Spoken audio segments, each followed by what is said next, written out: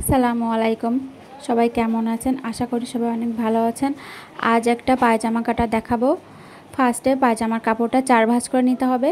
তারপর মাপ অনুযায়ী দাগ দিয়ে নিতে হবে। উপর থেকে 1 ইঞ্চি ছেড়ে দাগ দিয়ে নিতে হবে।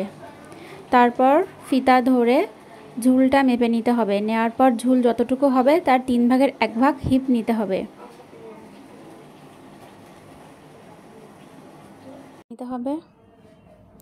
নিচের পাটা 7 দেওয়া হয়েছে। এবার দাগ টেনে দিলাম হিপ থেকে পা পর্যন্ত।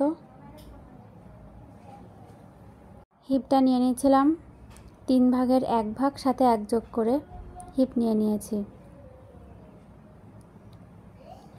পায়জামার লং যদি 40 হয় তাহলে 3 তারাং 39, মানে 3 ভাগের 1 ভাগ, তার সাথে 1 যোগ করে হিপ টানতে হয়।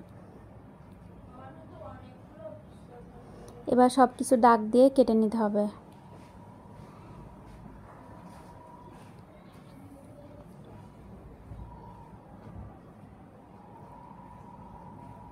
যেখান থেকে দাগ দেওয়া হয়েছে 1 ইঞ্চি ছেড়ে কাটতে হবে সেলাইয়ের জন্য।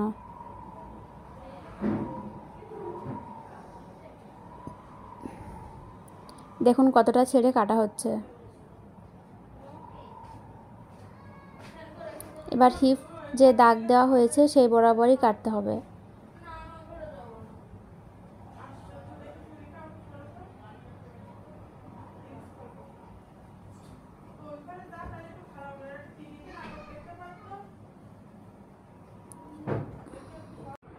এখন মাঝখান থেকে কেটে নিতে হবে।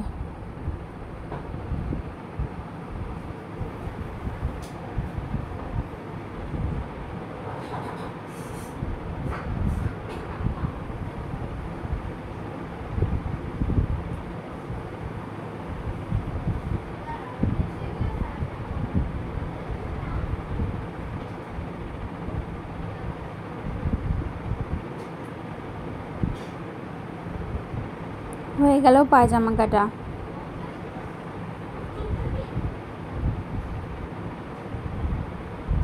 আমার কাছে এটা অনেক সহজই মনে হয়েছে। এখন কেটে নেব পায়জামার পায়ে লাগানোর জন্য একটু কাপড়।